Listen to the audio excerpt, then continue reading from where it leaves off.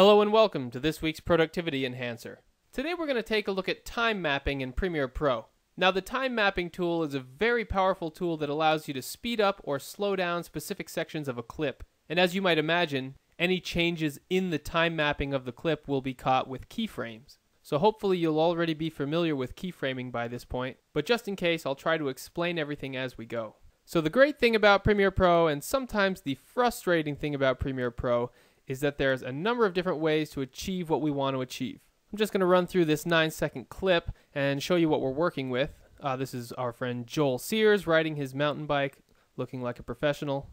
And you can see we have a few different clips here spliced together, totaling about 9 seconds. The simplest way to change the speed of a clip is to just right-click on that clip and go to Speed Duration, and then you can manipulate the speed right here. As you can see, it's at 100%, which means that this clip is running at 100% of its speed without any alterations. If we'd like to make this entire clip slower, we'll have to choose a smaller number, let's say 60%, and that way the clip will run at 60% speed. Now don't get confused, it's not saying that the clip will be 60% of its original length. It's actually saying that the clip will play at 60% of the original speed. So very important to take note of. And by doing that, we actually made the clip longer. You can see it's almost at 16 seconds. So I'll play it from the beginning at 60% of speed, and you'll see a very drastic difference. This clip was already in slow-mo to begin with, so that's even slower. And then these clips will just appear a little bit slower.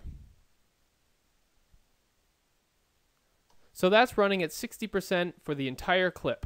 But we don't want to manipulate this right now, so let's go ahead and change that back to 100%. And now, by keyframing the time mapping, we can get a variation of speed within the clip. So first let's zoom all the way back in and get this clip. So it's the entire length of our timeline. And now we're ready to do some time mapping. So there's a number of different ways to add keyframes. I tend to gravitate towards the effects controls because that gives me a whole list of everything here that I can change on the fly. And if you notice, the video effects that we can work with are motion, opacity, and the last video effect is the time mapping here. And you can see the only option that we have is speed. However, if you're not a fan of the effects control, you can also add keyframes right in the timeline by clicking this Add Remove Keyframe. But there is something you need to pay attention to.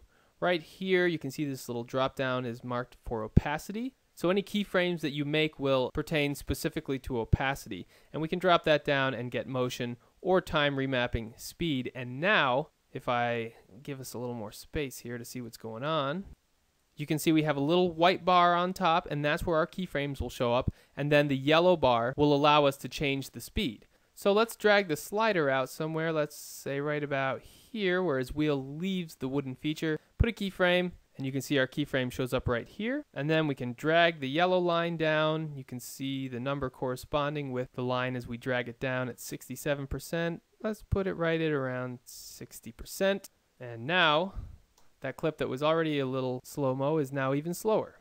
So this is our first keyframe for time mapping. Just for your reference, there are a couple different ways to add keyframes as well right on the timeline. If you hold down the Control key and click right on the yellow line, then that will add a keyframe, just like that. And you can see the keyframe is up here, but we're not going to use that right now. And finally, the last way to add keyframes is to just click on your pen tool and put it anywhere you'd like. You can add as many as you'd like. And there you have 3 keyframes ready to be put in more specific positions. Once again, though, we're just going to work with this one keyframe for now. So let's put the slider somewhere close to that keyframe and zoom in a little bit more and see what we've got. So you can see that we have 2 feathers. And since these 2 feathers have a split right down the middle, that means that we can drag one side of them to either side. And what that does is that creates a transition from the 100% down to the 60%. So let's drag it out a little more and actually make the difference a little more drastic so we can actually see the transition. So if we play that, you can see it slows way down. But that's not all. Within this transition, we can make some smaller, finer transition changes. Just by clicking on the right arrow, you can see this toggle shows up. And if we grab it and twist it, you can see that the transition rounds out on the top and on the bottom. So we can really crank that around and make that transition smooth. And if we pull this up a little bit higher, you can see that it's actually rounding out the transition between the 100% and the really small, I can't remember what it was, maybe 11%. So let's click again, and it's not very apparent on this clip. Maybe if we drag it out a little more, let's drag this slider out over this much and try that. And there you can see that transition gets a little smoother through there. So once we have that where we want it, once the wheels hit the ground, then we can speed it back up to 100 just by placing another keyframe and dragging our bar up right to 100. So when we play it through, it slows way down and then right back up to normal speed. Let's say we want this next portion to be a little quicker than it actually is. So let's watch it in real time. Here's the next clip. It's just regular speed. Let's make this one a little quicker, starting right about here. We can add a keyframe. I'm going to do it from the effects control here, so I'll add that keyframe. And now I just drag the yellow bar up, and that'll speed up that clip. And before we play it, you'll notice that the clip actually got shorter, and that's because everything from this keyframe to the end got sped up to 132% opposed to 100%. So let's click play now with this sped up view. Just goes a little quicker. Next, I think I want Joel to just freeze right in mid-frame as he goes up to the step up here. So how do we accomplish that? So all we have to do is place another keyframe right where we want that clip to stop, and then we hold down Control and Alternate while grabbing the right feather and pulling it. And you can see that it creates a depression. And this depression is showing that all motion is stopped. We're on a freeze frame until we reach the second feather, and then we're back to 132%. Let's in fact drop it down to 100. So when we play it, it stops right midair and then keeps going once that feather is reached.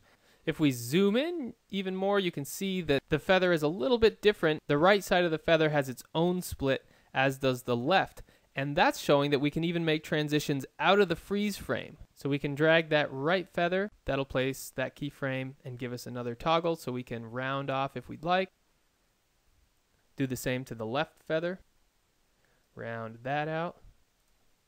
And this might be too quick to see any difference, but there you can see a little bit of transition in and out of the clip. So again, to achieve that freeze frame effect, we just held down Control and Alternate and dragged the right feather to where we wanted it. So what if we play through this and we realize that we really like it and we want to play it backwards, kind of like time reversing? Well, you can count on Adobe to pack in as much functionality as possible, and to achieve this effect, all we have to do is add a keyframe, just a regular old keyframe, simply hold Control and drag the right feather out. You'll see some feedback from the monitor showing the actual clip moving backwards, and you can stop it wherever you'd like and release. How about right there?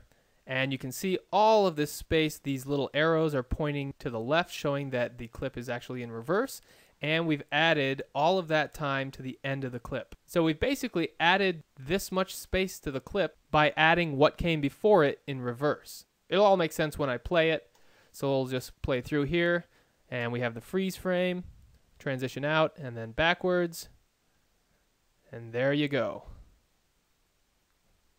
You will notice that on the second time it played through, it didn't have the freeze frame, and that's because there were no additional keyframes made for us. So it doesn't assume that we want the exact same keyframes, it just shows the clip at whatever speed we have this yellow bar set to. So let's go ahead and take a look at our entire clip from the beginning to show how we've remapped the time, and I'll try to walk us through it. So first we have a little bit of slow-mo with a slow transition into very slow, then a sharp transition out of it up to 100%. We have 130% with a slow transition into a freeze, and then into a reverse, and then we play that clip again without any further keyframes, and then we're just out of the clip. So as is the case with every editing technique in Premiere Pro, you'll have to figure out what works best for the style of the video and your own personal preference. But I encourage you to get in there and play with the time mapping and really see what you can do with it. The last thing that I would like to point out is that by slowing down the clip, especially when you're going into this depth down here, depending on the camera used for the shoot, you might run out of frames and it might look a little choppy.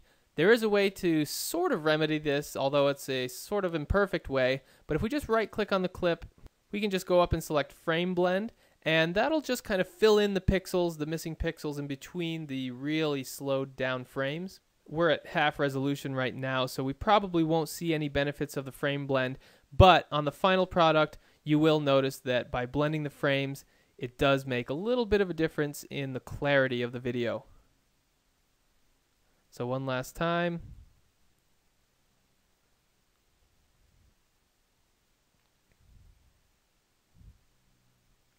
There you go.